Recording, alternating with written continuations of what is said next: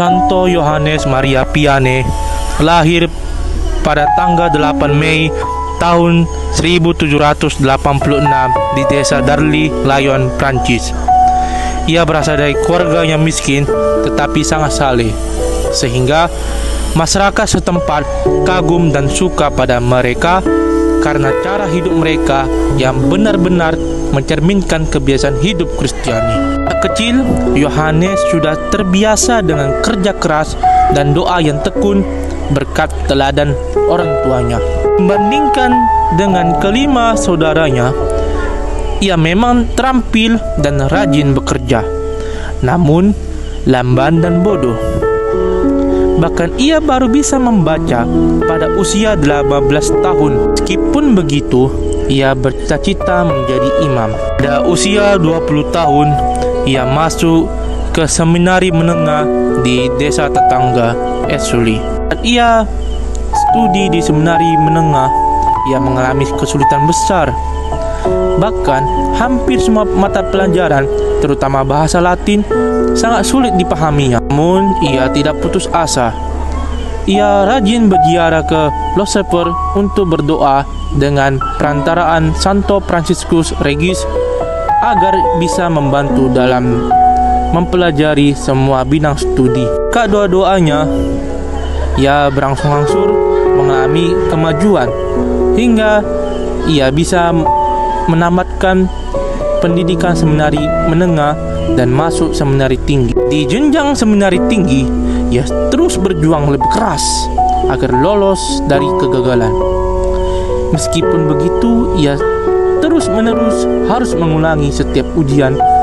Bahkan pemimpin seminari sangat meragukan dia, namun mereka tidak bisa mengeluarkan dia begitu saja karena kehidupan rohania yang sangat bagus.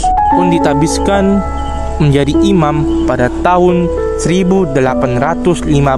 Saat menjadi imam, ia belum mampu diperkenankan oleh uskup untuk melayani sakramen pengakuan dosa karena tidak mampu memberikan bimbingan rohani kepada umat, dan dia dinilai tidak bisa menjadi pastor di paroki-paroki kota.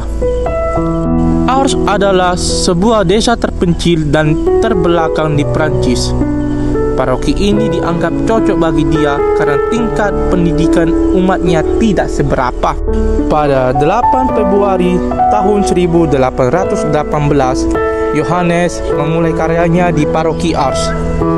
Ia menyadari bahwa kemampuan yang tidak seberapa bila dibandingkan dengan beratnya tugas menggembalakan umat Allah. Tetapi di pihak lain, ia pun sadar bahwa dirinya bukanlah pelaku utama karya penggembalaan umat, melainkan Allah melalui Roh Kudus-Nya yang sebagai pelaku sebenarnya dalam karya besar tersebut. Tahap demi tahap, ia membenahi parokinya dengan coba membangkitkan semangat iman umat. Semangat kerja kerasnya semenjak kecil mendorongnya untuk berkhotbah dan mengajar umat tanpa mengenal lelah. Yohanes yang dahulu dianggap remeh dan dipandang sebelah mata oleh banyak imam, kini dikagumi dan disanjung. Bahkan desa Ars yang dahulu sepi sekarang menjadi tempat peziarah. Oleh rahmat Allah yang diperkuat dengan keluhuran budi dan kesalahan hidupnya, Yohanes mampu menghantar kembali umat kepada pertobatan dan penghayatan iman yang benar. Ia saleh, ia tidak luput dari gangguan setan. Ia sering tidak bisa tidur karena gangguan setan setiap malam. Tapi ia tidak takut karena ia sesudah kejadian itu, ia selalu datang baik pendosa berat yang mau bertobat.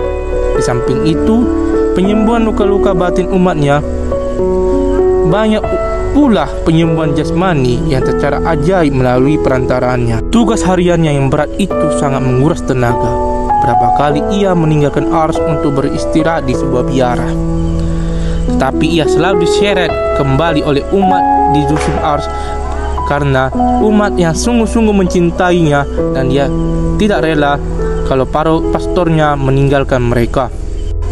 Yohanes Maria Vianney mendampingi umatnya di Ars sampai meninggal pada tanggal 3 Agustus tahun 1859. Dinyatakan sebagai santo oleh Paus Pius ke-11 pada tahun 1925 dan diangkat sebagai pelindung surgawi bagi para pastor paroki.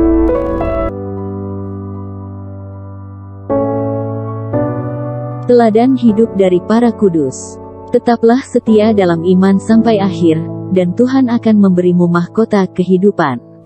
Paus Fransiskus.